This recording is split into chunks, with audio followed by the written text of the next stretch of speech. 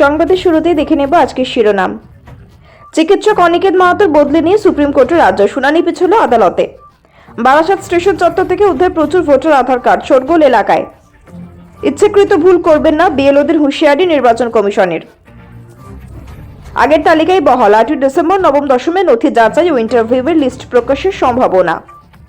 দিল্লিতে পা রাখলেন বন্ধু পুতিন, বিমানবন্দরে রুশ প্রেসিডেন্টকে জড়িয়ে ধরে অভ্যর্থনা মোদির। শুক্রবার থেকে রাজ্যে ভোটের প্রচার শুরু করে দিচ্ছে বিজেপি। প্রথম দিনেই 1300 পথসভা, 20 ডিসেম্বর রানাঘাটে মোদি। বিস্তারিত খবরে যাওয়ার আগে ভিডিওটিতে একটি লাইক দিন এবং পরবর্তী আপডেট পাওয়ার জন্য চ্যানেলটিকে সাবস্ক্রাইব করে রাখুন।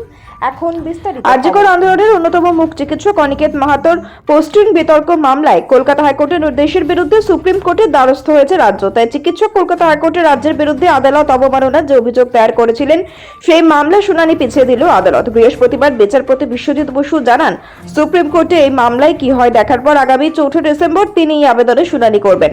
চলতি বছরের 27 মে চিকিৎসক অনিকেত মাহাতোকে রায়গঞ্জ হাসপাতালে বদলি করে স্বাস্থ্য দপ্তর। কিন্তু অনিকেত মাহাতোর দাবি তার র্যাঙ্ক অনুযায়ী আরজিকর হাসপাতালের অ্যানাস্থেশিয়া বিভাগে পোস্টিং হওয়ার কথা, কিন্তু সেখানে না দিয়ে তাকে রায়গঞ্জ হাসপাতালে পাঠিয়ে দেওয়া হয়েছে।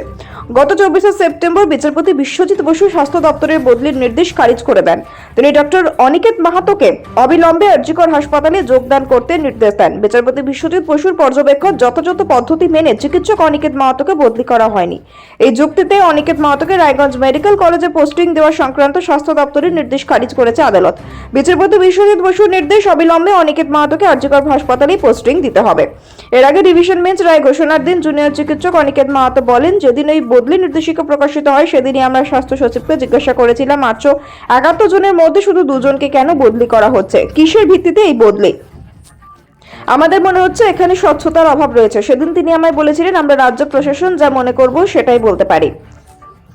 রাজ্যে এসআইআর এর প্রথম পর্যায়ে এখনো সম্পন্ন হয়নি। জেলায় জেলায় এনুমারেশন ফর্ম ডিজিটাইজেশনের কাজ চলছে। এর মাঝে বৃহস্পতিবার সন্ধ্যায় বারাসাত স্টেশন চত্বর থেকে মিলল প্রচুর ভোটার ও আধার কার্ড। কিভাবে সেখানে ওই কার্ডগুলি কি বৈধ? শোরগোল পড়ে গিয়েছে এলাকায়। তদন্ত শুরু করেছে পুলিশ। স্থানীয় বাসিন্দারা প্রথমে লক্ষ্য করেন ভ্যাটের পাশে ছড়িয়ে ছিটিয়ে রয়েছে ভোটার আইডি কার্ড, আধার কার্ড, প্যান কার্ড, এমনকি কয়েকটি এটিএম কার্ডও। এরপরে খবর দেওয়া হয় জিআরপিকে। খবর পেয়ে জিআরপি ঘটনাস্থলে পৌঁছে সমস্ত কার্ড ও পরিচয়পত্রগুলি উদ্ধার করে থানায় নিয়ে যায়। ঠিক কিভাবে গুরুত্বপূর্ণ এই ব্যক্তিগত নথিপত্র রেললাইন সংলগ্ন ভ্যাটের ধারে এসে পড়লো তা নিয়ে শুরু হয়েছে তদন্ত। জিআরপি সূত্রে জানা গেছে, উদ্ধার হওয়া কার্ডগুলি কার এবং সেগুলি কিভাবে এখানে এলো তা খতিয়ে দেখা হচ্ছে। এমনকি ওই পরিচয়পত্র আসল নাকি ভুয়ো সে বিষয়েও খোঁজ চালাচ্ছে পুলিশ। ঘটনাটি ঘিরে ইতিমধ্যে উত্তেজনা ছড়িয়েছে বারাসাত স্টেশন চত্বরে। স্থানীয় বিজেপি নেতা প্রদীপ চট্টোপাধ্যায় বলেন, এখানে সরকার থেকে প্রচুর বাংলাদেশিদের এই ধরনের ভুয়ো কার্ড করে দেওয়া হয়েছে। সেরকম কিছু জাল কার্ড এখানে পড়ে থাকতে পারে। আমরা এই ঘটনার উপর উপযুক্ত তদন্ত দাবি জানাচ্ছি। নবম দশমে শেষ পর্যন্ত শূন্যপদ বাড়ল না। শিক্ষা দপ্তরের পাঠানো শিক্ষক নিয়োগের সংশোধিত তালিকা আগের মতোই বহাল থাকলো। সূত্রের খবর অনুযায়ী সোমবার অর্থাৎ 8 ডিসেম্বর নথি যাচাই ও ইন্টারভিউয়ের তালিকা প্রকাশ করতে পারে এসএসসি। গত 14 সেপ্টেম্বর 2025 নবম দশমের জন্য নিয়োগ প্রক্রিয়া নিয়েছিল স্কুল সার্ভিস কমিশন। পরীক্ষার আগে যে তালিকায় 23,212টি শূন্যপদ ঘোষণা করা হয়েছিল, সংশোধনের পরও সেই সংখ্যায় কোনো পরিবর্তন হয়নি। এর আগে একাদশ দ্বাদশ স্তরের সংশোধিত তালিকায় 69টি পদ কমে যাওয়ায় চাকরি প্রার্থীদের কাছে একটা আশা ছিল যে নবম দশমে অন্তত শূন্য পদের সংখ্যা কিছুটা বাড়বে, কিন্তু তা হয়নি। একাদশ দ্বাদশ মিলিয়ে মোট শূন্য পদ দাঁড়িয়েছে 35,657। নবম দশম পরীক্ষায় অংশ নিয়েছেন 2,93,192 জন। একাদশ দ্বাদশে 2,29,606 জন, অর্থাৎ মোট 5,22,798 জনের ওয়েমার প্রকাশের নির্দেশ দিয়েছে হাইকোর্ট। তা পরিচালনা সংস্থাকে দায়িত্ব দেওয়া হবে এমন ইঙ্গিত মিলেছে শিক্ষা দপ্তর থেকে। তবে বিপুল খরচই এখন সবচেয়ে বড় বাধা। এক মাস ওয়েবসাইট খোলা রাখতে খরচ হতে পারে 5 থেকে 10 লক্ষ টাকা। একাদশ দ্বাদশের অভিজ্ঞতার পর নবম দশমের ক্ষেত্রে সব প্রার্থীর ওয়েমার আপলোড করার সিদ্ধান্ত নিয়েছে সরকার। দপ্তরের এক কর্তার মতে, ওয়েমার জমা পড়ার পর সেটি এসএসসির এখতিয়ারে চলে যায়।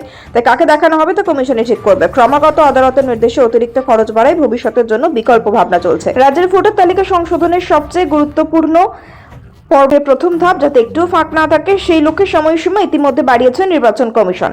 4 ডিসেম্বরের বদলে এখন 11 ডিসেম্বর পর্যন্ত চলবে কাজ। আর এই বাড়তি দিনগুলোকে কাজে লাগিয়ে আরো নিখুঁত ইনুমারেশন ও ডিজিটালাইজেশনের নির্দেশ দেওয়া হয়েছে বিএলওদের।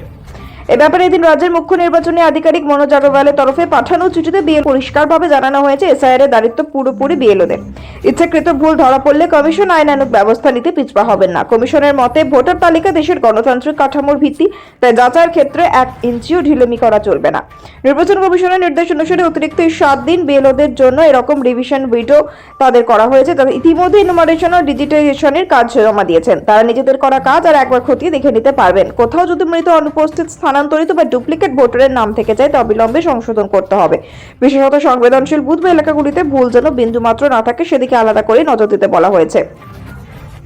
কোনো যোগ্য ভোটার যেন বাদ না পড়ে, কোনো অযোগ্য ভোটার যেন তালিকায় না ঢুকে যায়। এই দুটি লক্ষ্য অর্জন করতে না পারলে গণতান্ত্রিক বুহে ফাঁক থেকে যেতে পারে, আর তার দায় বহন করতে হবে সংশ্লিষ্ট বিএলও। দিল্লি পৌঁছে উষ্ণ অভ্যর্থনা পেলেন রুশ প্রেসিডেন্ট ভ্লাদিমির পুতিন। সোমবার সন্ধ্যায় বিশেষ বিমানে রাজধানীতে অবতরণ করেন তিনি। প্রোটোকল ভেঙে নিজে এয়ারপোর্টে গিয়ে পুতিনকে স্বাগত জানান প্রধানমন্ত্রী নরেন্দ্র মোদী। এদিন পুতিনের আসার আগে বিমানবন্দর চত্বরে ছিল কড়া নিরাপত্তা।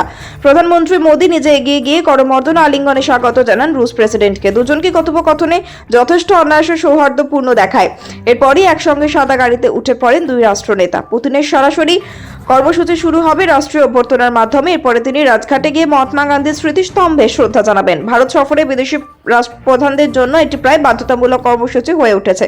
এরপর হায়দ্রাবাদ হাউসে হবে 23তম ভারত রাশিয়া হায়দ্রাবাদে হাউসে হবে 23তম ভারত রাশিয়া বার্ষিক শীর্ষ বৈঠক। সেখানেই অনুষ্ঠিত হবে দুই দেশের প্রতিনিধি দলের দ্বিপাক্ষিক বৈঠক এবং কাজের মধ্যাহ্নভোজ। প্রতিরক্ষা, বাণিজ্য, ভূকৌশল সব ক্ষেত্রে গুরুত্বপূর্ণ আলাপ আলোচনা বলে সূত্রের খবর। আগ্রহের বিষয় হয়ে উঠবে CU-57 পঞ্চম প্রজন্মের যুদ্ধবিমানের কথা উঠতে পারে। পরবর্তী প্রজন্মের ফাইটার প্ল্যাটফর্ম নিয়ে ভারত বর্তমানে সম্ভাব্য বিকল্প খতিয়ে দেখছে। তালিকায় রয়েছে রাফাল, F-21, FA-18 ও ইউরোফাইটার টাইফুনও। পুতিন ও মোদির বৈঠকের পাশাপাশি দুই দেশের প্রতিরক্ষা বেলাসোভও গুরুত্বপূর্ণ সামরিক প্রকল্প নিয়ে পৃথক বৈঠকে বসবেন। পশ্চিমবঙ্গে আনুষ্ঠানিকভাবে ভোটের বাজি বাজিয়ে দিল বিজেপি, অন্তত নিজেদের দলের তরফ থেকে। 5ই ডিসেম্বর অর্থাৎ শুক্রবার থেকে বিজেপি পশ্চিমবঙ্গে আনুষ্ঠানিকভাবে নির্বাচনী প্রচারে বিজয় শুরু দিচ্ছে। সাংবাদিক বৈঠক থেকে বৃহস্পতিবার ঘোষণা করা হলো সে কথা। প্রথমে রাজ্য জুড়ে 13,000 পথসভা, তারপরে রাজ্য ও কেন্দ্রীয় নেতৃত্বের উপস্থিতিতে বিধানসভা কেন্দ্র স্তরে জনসভা। প্রধানমন্ত্রী নরেন্দ্র মোদীর আরও অন্তত 7টি জনসভা সেই সবের মাঝে। পাশাপাশি থাকছে অমিত শাহ, রাজনাথ সিং সহ সর্বভারতীয় স্তরের নেতাদের আনাগোনাও। নির্বাচনের আগে এতটাই প্রথম রাজ্যে প্রচার অভিযান শুরু হয়েছে। সময় মতো নির্বাচন হলে এই রাজ্যে ফেব্রুয়ারির শেষ থেকে বা মার্চের শুরুতে ভোটের দীর্ঘক্ষণ ঘোষণা করা হবে। রাজনৈতিক দলগুলি সাধারণত ভোটের প্রচার আনুষ্ঠানিকভাবে শুরু করে নির্বাচনে নির্ঘণ্ট ঘোষিত হওয়ার পরে। কোনো ক্ষেত্রে নির্ঘণ্ট ঘোষিত হওয়ার মাসখানেক আগে থেকে রাজনৈতিক দলকে প্রচারে নেমে পড়তে দেখা যায়। প্রচারের ঝড়টা তোলা হয় দিনক্ষণ ঘোষণার পরে, কিন্তু ভোট ঘোষিত হওয়ার প্রায় 3 মাস আগে থেকেই আনুষ্ঠানিক প্রচার শুরু করে দেওয়ার ছবি বিরল। পশ্চিমবঙ্গে বিজেপির ইতিহাসে তো আরই বেঞ্জির। রাজ্য বিজেপির প্রাক্তন সভাপতি রাহুল সিংহ বৃহস্পতিবার বিকেলে সাংবাদিক বৈঠক করে এই ঘোষণা করেন। তিনি বলেন, এই রাজ্যে প্রকাশ্যে নির্বাচনী অভিযান আমরা শুরু করছি। আগামীকাল পথসভার মধ্যে দিয়ে নির্বাচনী যুদ্ধের প্রচার অভিযানের সূত্রপাত হচ্ছে।